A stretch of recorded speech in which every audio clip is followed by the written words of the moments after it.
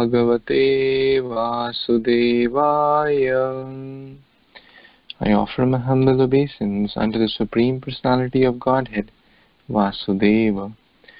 Narayanam namaskrityam naram chaiva narottamam devim saraswatim vyasam tato jayam mudirayet.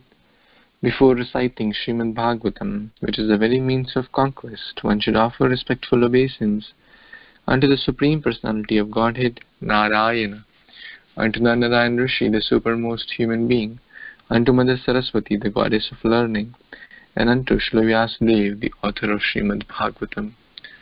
Nashtaprayeshu abhadreshu nityam bhagavata sevaya Bhagavati uttama shloke bhaktir bhavati naishtiki. By regular attendance in the classes on Srimad Bhagvatam and by rendering service unto the pure devotee, all that is troublesome to the heart is almost completely destroyed, and loving service unto the Supreme Personality of Godhead, who is praised with transcendental songs, is established as an irrevocable fact. Guruve Gaurachandraye Radhikaya Tadalaye Krishnaya Krishna Bhaktaye Tadbhaktaye Namo Namaha.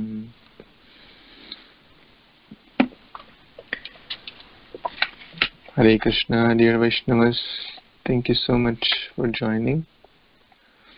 I'll read one verse to glorify Srimad Bhagavatam. Mad eka bandho mad sangin mad guru man mahadhana man nistaraka mad bhagya mad ananda namostute. O my only friend, my companion, my guru, my great wealth, my savior, my fortune, my happiness, I offer my respects unto you. So Srila Sanatana Goswami is praying this, is offering this beautiful prayer to Srimad Bhagavatam. That Srimad Bhagavatam is our real friend, our real guru, our real savior, real fortune, real happiness, and real companion. If one understands that, then one is very, very happy. Because Srimad Bhagavatam never leaves us. It's always there to help us, guide us, be with us. So let's start reading the next verse, Canto 7, Chapter 6. Prahlad Maharaj instructs his demoniac schoolmates. We read till text number 9 yesterday, discussing that how human life is very, very precious. Time is running very fast. Decades pass in childhood, decades pass in old age, decades pass in sleeping. And in the middle also, the household life is very, very challenging because one is caught up with sneha pasha, the ropes of attachment. So let's see the next verse, text number 10. Konva artha trishnim visrajed pranebhyo piya ipsitaha Yam krinati ashubhi prishthis taskaraha sevako varnik. Translation and purport by His Divine Grace A.C. Bhaktivedanta Swami Prabhupada. Srila Prabhupada ki jai. Money is so dear that one conceives of money as being sweeter than honey. Therefore, who can give up the desire to accumulate money, especially in household life? Thieves, professional servants, soldiers, and merchants try to acquire money even by risking their very dear lives. Purport: how money can be dearer than life is indicated in this verse. Thieves may enter the house of a rich man to steal money at the risk of their lives. Because of trespassing, they may be killed by guns or attacked by watchdogs, but still they try to commit burglary. Why do they risk their lives? Only to get some money. Similarly, a professional soldier is recruited into the army and he accepts such a service with the risk of dying on the battlefield only for the sake of money. In the same way, merchants go from one country to another on boats at the risk of their lives, or they dive into water of the sea to collect pearls and valuable gems. Thus, it is practically proved, and everyone will admit, that money is sweeter than honey. One may risk everything to acquire money, and this is especially true of rich men who are too attached to household lives.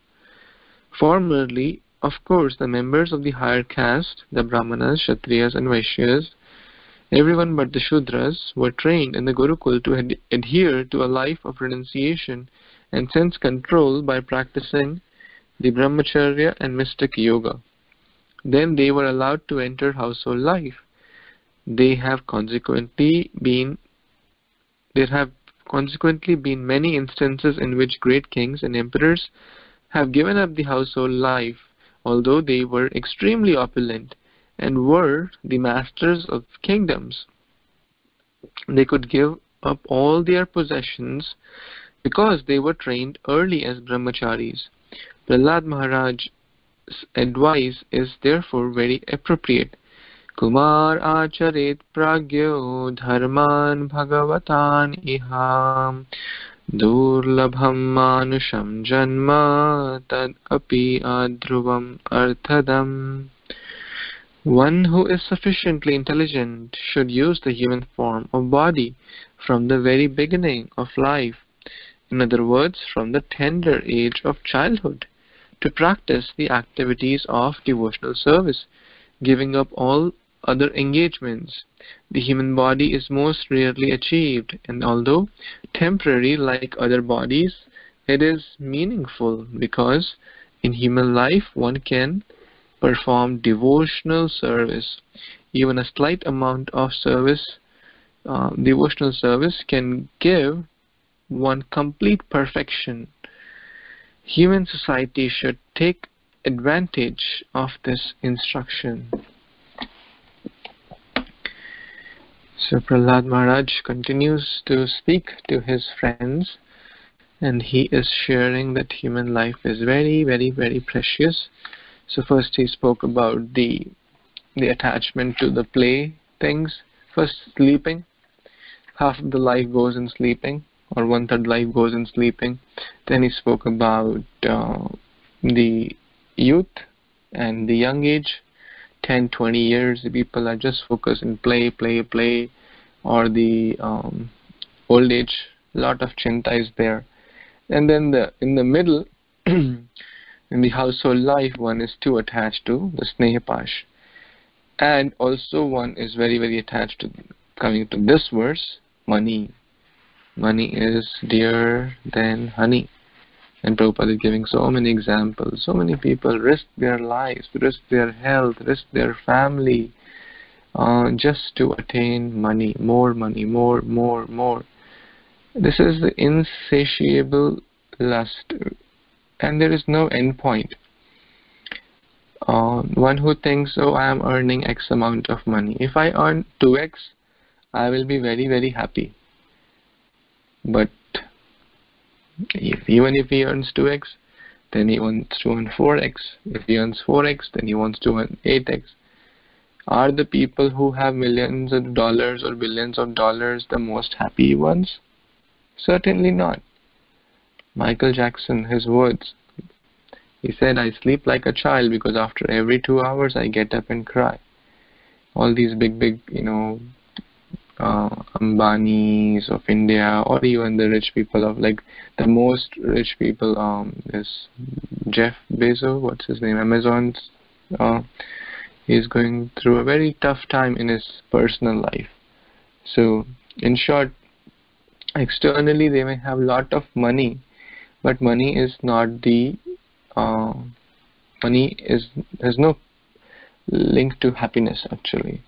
It may just give some momentarily gadgets or some, holiday package and things like that. But in fact, some people, we go to some villages of Vrindavan, or they may have very little material possessions. They may not have fancy gadgets, they may not have anything, but their heart is so content because they have the real wealth of bhakti. So real wealth is bhakti, which gives true happiness. The wealth of this world will be stolen.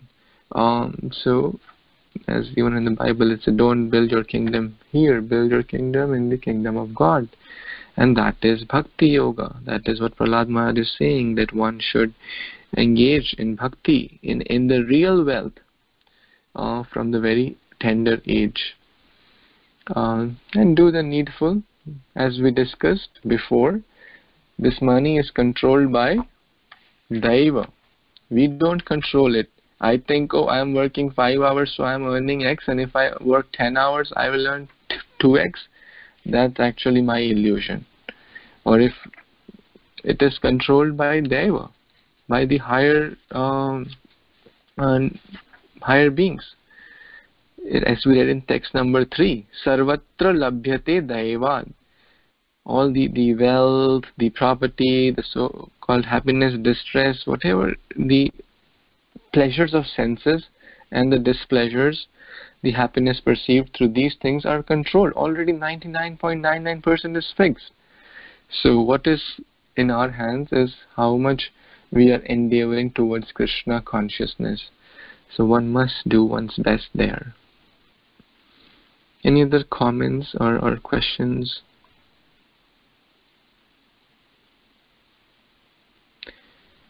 And Prabhupada is also making the point that if one is trained nicely, like the examples of Parikshit Maharaj, Yudhishthir Maharaj, and so many great kings we have already read, they would lead the kingdom. They would lead the opulent wealth. They were the kings of the Chakravarti Samrat, the king of the whole world.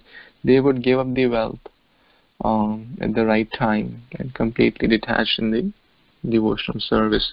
Why? Because they were trained nicely in the brahmachari life. Okay, let's move to the next one. Would someone like to read? This is 3 verses together. Who didn't get a chance yesterday?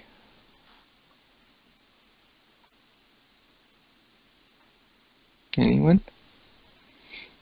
Yeah, I can read. Yes, please. Hare Krishna devotee. Chapter 6, text 11 to 13. Katam priyaya anumit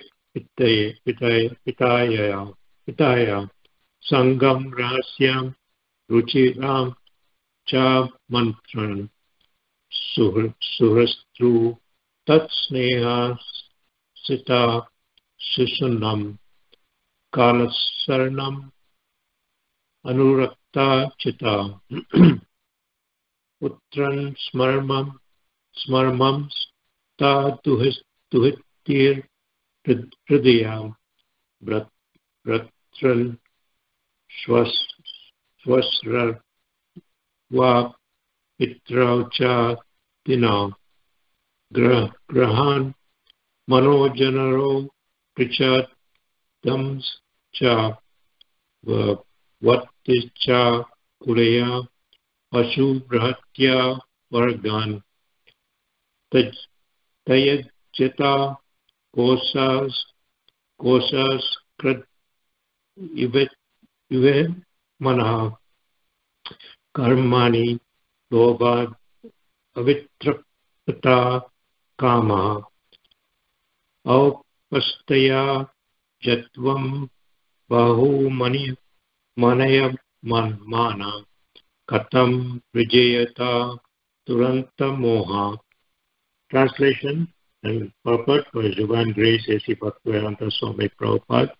Jai Srila Prabhupada. How can a person who is most affectionate to his family, the core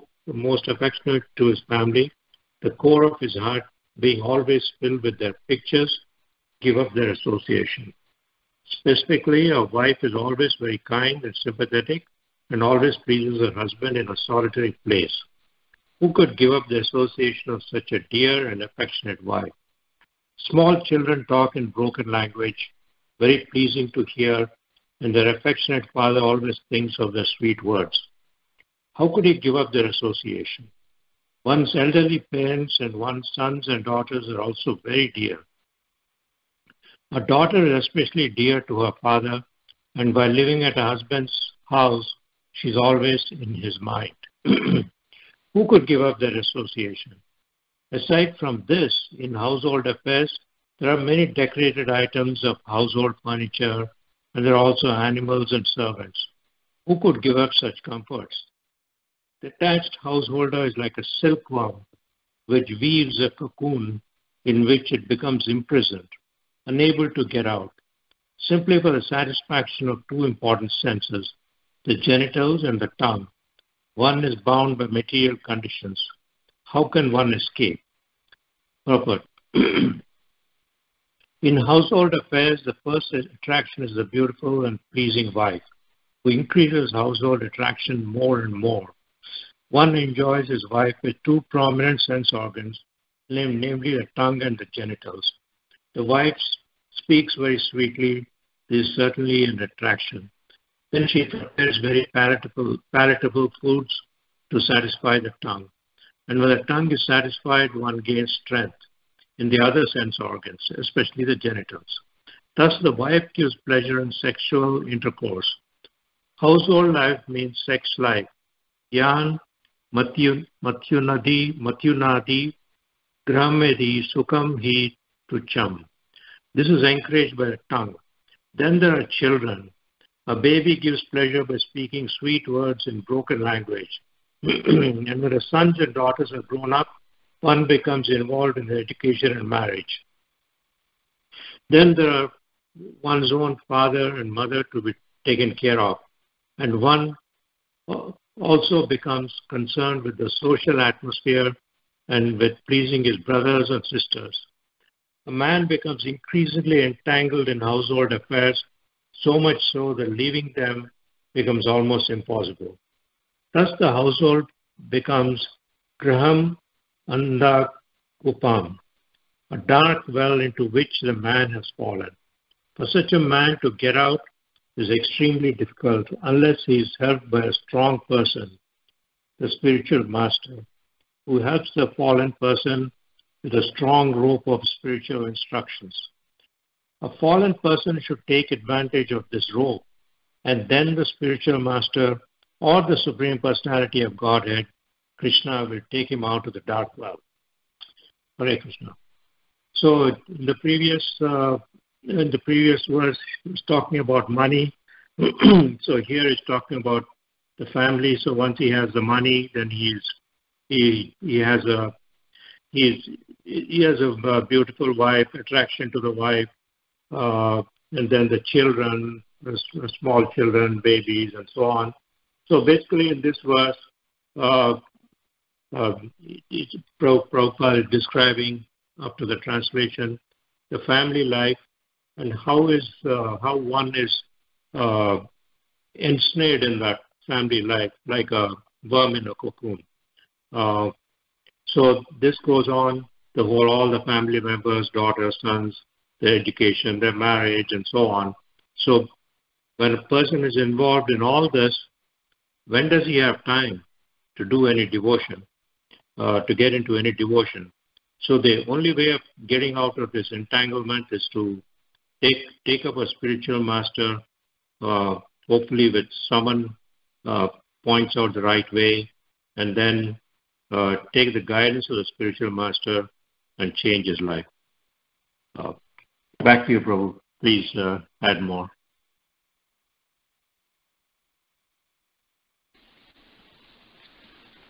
Thank you so much, Prabhuji. You so nicely mentioned all the points. The analogy given is like a silkworm. So he's weaving a cocoon. The different strands of those cocoon, he's adding and adding and adding those strands and keeps adding and keeps moving, and then finally he realizes, oh, I'm stuck. Not leaving a path to get out. The things he's thinking of, it will help me, those very things become a cause of his bondage. Therefore,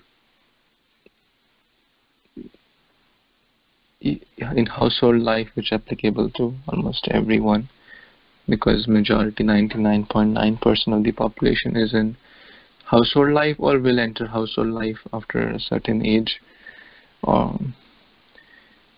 So there is a lot of scope for attachment. Not scope, one certainly gets attached to so many things mentioned in this 3 verses.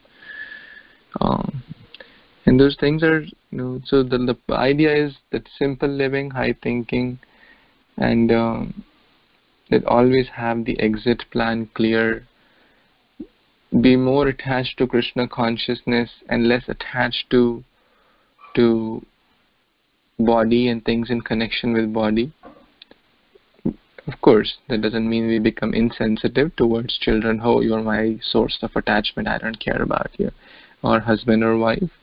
The idea is that we do our dutiful endeavor in a pleasant way, thinking them as devotees of the Lord, and then if the home has that environment, then it is very healthy.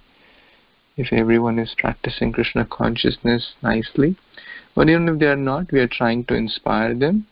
That's also a very nice way to look at the perspective. And then ultimately, at least, and when we, even the household furniture, Prahlad Maharaj gets saying, and I've seen that people, it's so much attachment that even if something is like 30-year-old and not being practically used, but one does not want to give up. Oh, so my dear mother gave me this, my dear grandmother gave me this. It's serving no practical purpose, but the attachment is so strong. Those sneha pasha is so strong. Recently in the modern day, I heard one lecture by His Grace Vaisheshika Prabhu. He was mentioning that one of the congregation devotees who's like a emergency worker, they help people in emergency situations. So people collect so many things at home, and those so many things people collect, and when there is fire, when it's time to get out, those very things become an obstacle in their path and delays their stepping out of the house. Imagine it, if the home has full of boxes here and this and that, and that's what the devotee was literally mentioning, that sometimes they go there like pizza boxes collected all over the home. He was literally mentioning this, that people complicate their lives so much that these is like that silkworm cocoon, so entangled that he himself gets lost in that, not knowing where is the path to get out. This world is sansara davana radida loka. So we should always have that exit path, should always be very, very clear. And it should always, as we were discussing the other day, it should always be lit up. Even the whole room is off, the exit lights are on in a public place like a library or a restaurant. You'll always see the exit path. Where is the way to exit? In case of fire, run there. In case of any emergency, run in the exit direction. So that Bhagavatam chanting, reading, hearing is strengthening that spiritual attachment, so we can never forget our real destination or our real goal of life. Any other comments or questions? Hare Krishna, this is Bhadra. Can you hear me? Yes, Prabhu. Because sometimes this internet, sometimes. Thank you. Dandavat everybody. I think the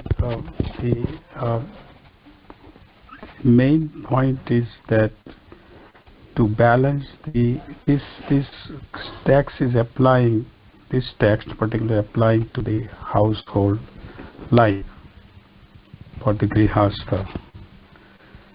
So the main point is that to balance our life in Krishna consciousness. And yes, and have the Krishna in the center in our lives. Because what happens is that, I don't know this audience, there must be, you all are probably, all are young here probably in this audience. And if I keep talking about, I know that I have to exit door ready and keep in mind, then what would happen, that the persons who are listening, if wife is listening, then she will get afraid, even though she is in Krishna consciousness. See? So, as a mature, it need to be, yes, this sloka, yes, this, we have to apply these instructions in our life. Definitely, I'm not denying that. But the whole point of the crux is that this is what mentioning is for the persons who are not in the grihastha life. This is for the Grahamedhi life. So as a grihastha in Krishna consciousness, if we keep Krishna in the center in our lives as a husband or wife and children, we try to train them as much as possible. Of course, ultimately they will have to make their decision. They come with their own karmas. But we try and live up to Krishna to time come. And when the maturity comes in the life, and I'm just telling my experience and my life. I'm 69. I'll be 69 in a couple of months. See, so I'm just telling that it will become natural. And the spiritual, we all have the spiritual master. We all have the in ISKCON. We have spiritual masters are there. We have Shiksha Gurus. We have Diksha Gurus. And they will, if we approach them, then time will come, we will approach them, and when they will see the right time is there, to do this, then they will instruct us, they will guide us to, yes, take next step. I tell in personal life, my life, when I approach for someone spiritual master, they say, no, this is not time for you. You have still something to do. Allah. So I'm just putting my experience and what I'm saying is, and there is no offense here to anybody, but we have I have to be careful what I say, otherwise the wife will get, particularly young generation, wife will get, oh, here he's just gonna renounce me after some time, and she gets afraid. And then she will not only, if she has interest in Krishna consciousness, she will not take up Krishna consciousness, because she thinks, here it is, he's going to go. See? So it is, I mean, this all we have to apply, and everything what Srila Prabhupada is saying, and Prahlad Maharaj is saying, yes, it's 100% true. Everything in this sloka and translation is, 100% true. It is like that. I have gone through experience, and I'm experiencing this. But again, at the end of the purport, the nice point Srila Prabhupada is making, actually, unless he is helped by a strong person, the spiritual master, that's the main point. And spiritual master is going to help, he's going to tell, okay, now you have to do this. This is the time. How many times Srila Prabhupada held Bhaktisiddhanta Saraswati Thakur Maharaj came in his dream to have to take sannyas. And then Srila Prabhupada had to confirm this with his god brother to do that. So again, please, if I'm not trying to hear, but please forgive me if I'm committing offenses. But I'm saying my experience and the way, main thing is to keep Krishna in the center for whatever we do in our lives with the family members. And as you say, I have to be strict myself, and I have to be liberal with my family members. That's also there, because family members all are not going to accept it. Everything what you want to do in the life. Krishna consciousness. They have their own life. But I have to be strong. It was very good advice to me by senior. He said, brother, you be strong and be liberal with your family members. I hope I'm not offending anybody. Thank you, Prabhu. Thank you, Prabhu. Thank you so much. Anyone else has any other comments or questions? Hare Krishna, Prabhuji. So, what is the difference between Grihastha and Grahamedhi? Madhura Prabhuji, you want to answer that? Yeah, Grahamedhi is the person who is. Yeah, Grahamedhi is the person. Can you hear me? Yes, that is faint. Grahamedhi is the person who is described right in this verse. All thing is for the Grahamedhi. Everything is described. Now, Grihas also will have, of course, in the Grihas life also, we will have the children, we have wife, we have, we have grandparents or whatever we have those. But the point is that we are molding our life towards Krishna in the center, in our house. See, whatever we are doing with understanding, as Subhavila said so many times in the previous slokas, when he had explained nicely that the Grihastha life is where we are not gonna work like a ass, like the other people are working. You see, we balance our life, and we have a temple in the house. We offer prasada. We take care of the deities. We read. We chant like what we are doing at present. We go to the temple. We serve. We do some service in the temple if we have time. If we have money, we give for the preaching purposes. See, we follow 4 activity principle. Chant 16 rounds every day. See, and gradually, and we are given some order by our spiritual master. I'm sure everybody is given some instructions by their spiritual master, and we try to follow that. And sometimes it would take time to follow those instructions. What I mean is that instruction, if someone given some wise spiritual master given some instruction, and I'm not able to do it immediately, I can tell that, Maharaj, I'm not able to do right now, but I keep that in mind, just like Srila Prabhupada. In the first time we met him, he said, go preach in the Western world. I preached the message in English. How many years it took? 43 years. But that was his goal. That was his focus.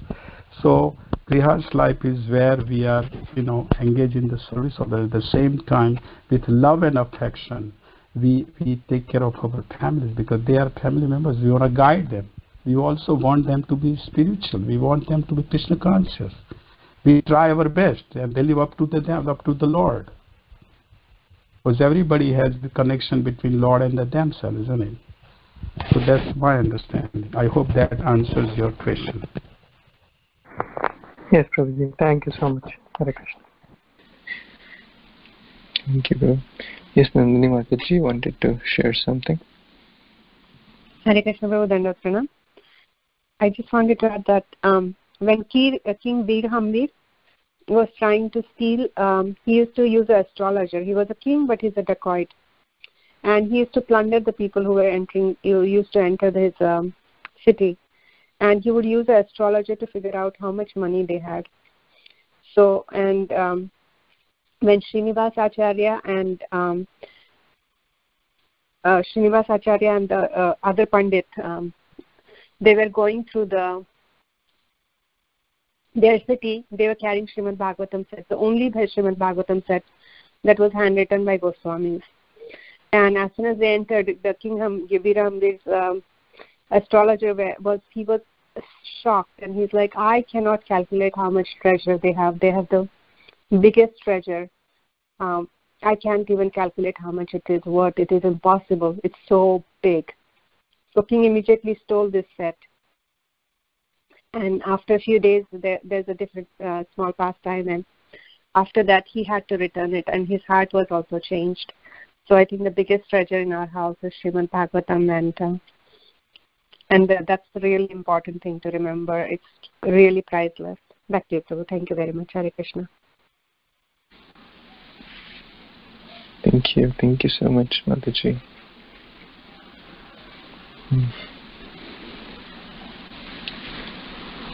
The word Grahamedhi. What is the meaning of word Medha? Anyone knows? We have heard this word multiple times. Intelligence. Intelligence. Alpamedhasa. Have you heard this word? Alpamedhasa. Alpa means less. So you can link it to mind or attention or intelligence.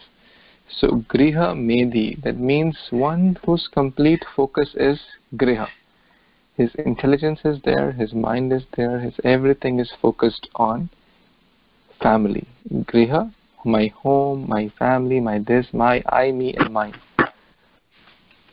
So that's Grahamedhi literally.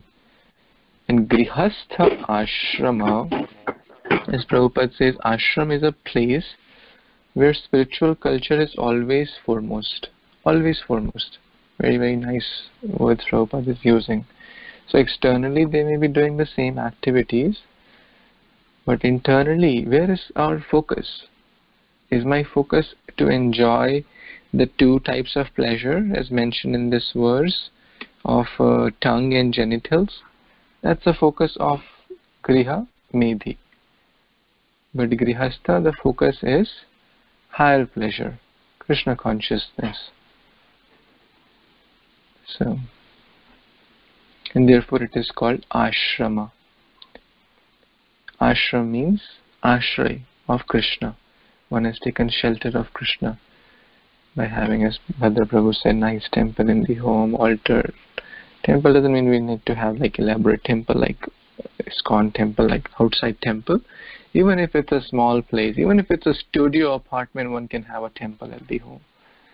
So externals don't matter. What matters is how we are trying to please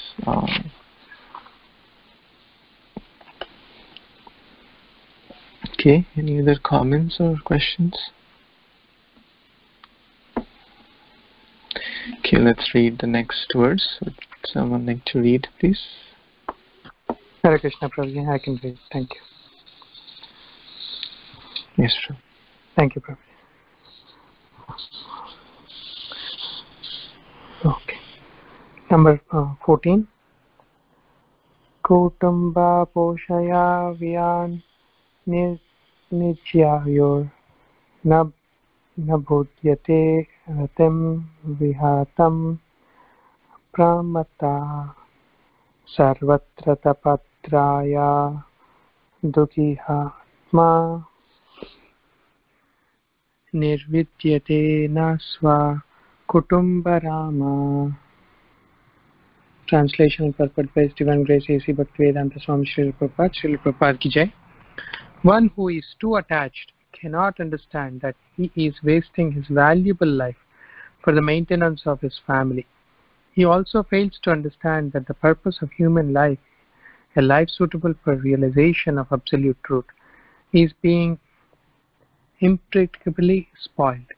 However, he is very cleverly attentive to seeing that not a single farthing is lost by mismanagement.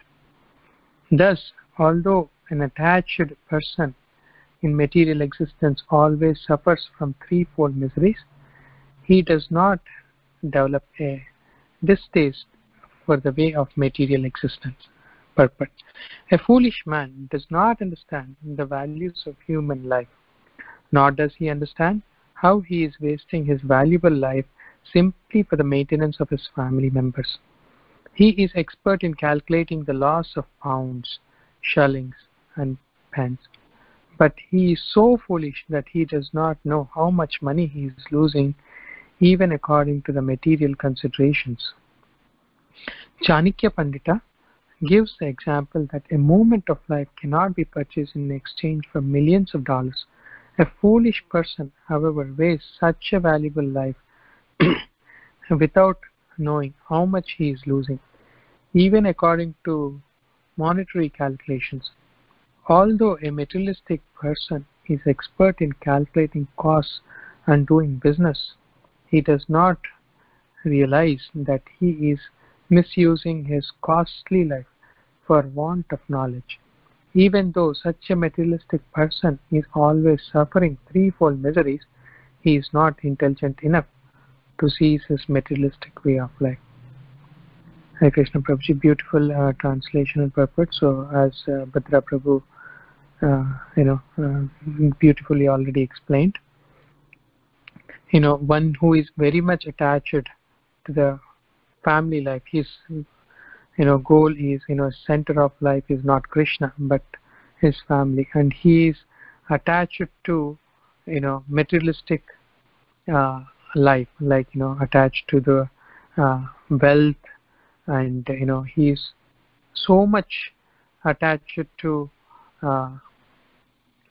maintaining the life, or maintenance of the family member, always focusing on himself, like the realizing that the parrot is inside the cage, but focusing more on the the outer layer, the cage, and wasting valuable life just for the sake of sense gratification.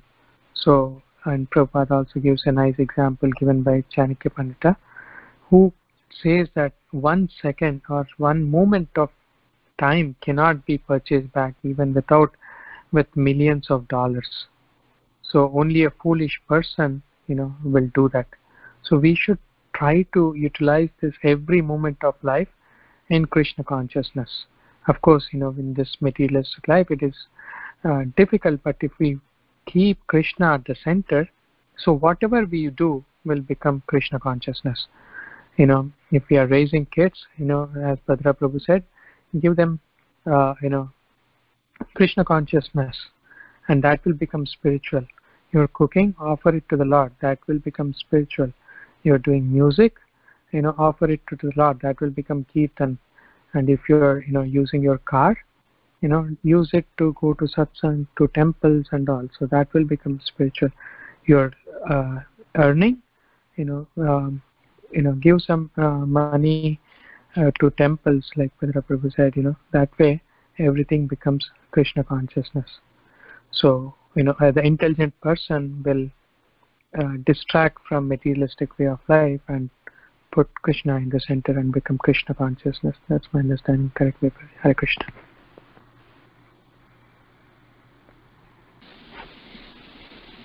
Thank you, Prabhu, for so nicely sharing your realizations and not just speaking. You are living by it so nicely. Anyone has any other comments or questions?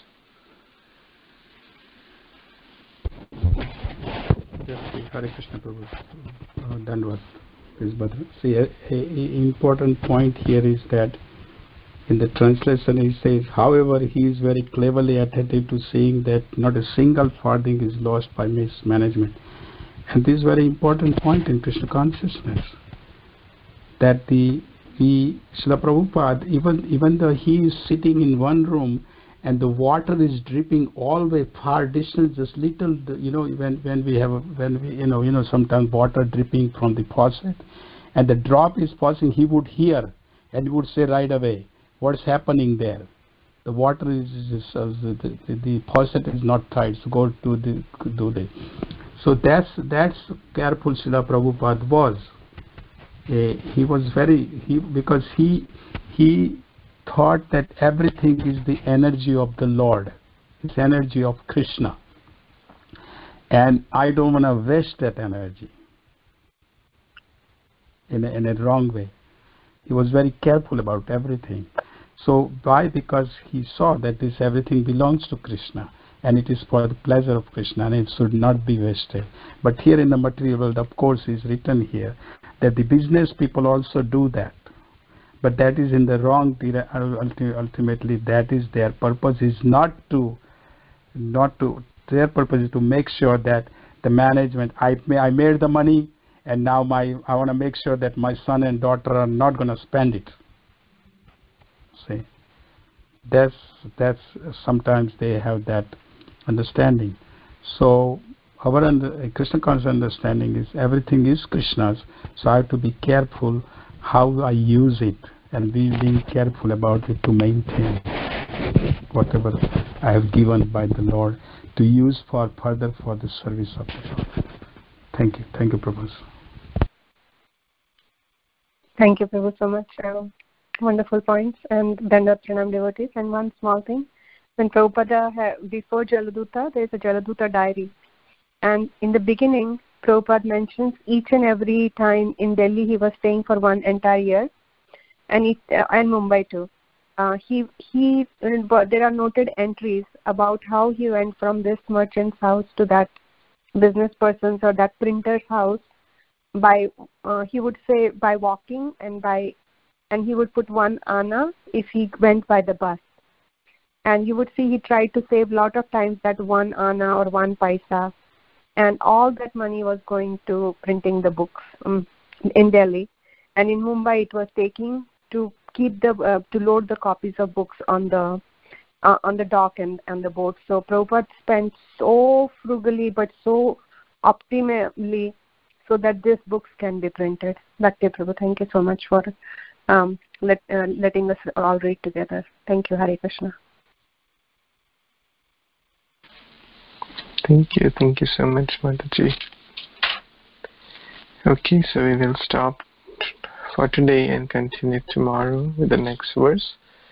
Grantaraj Srimad Bhagavatam ki jai, Srila Prabhupada ki jai, Srila Prahlad Maharaj ki jai, Guru Yasrak,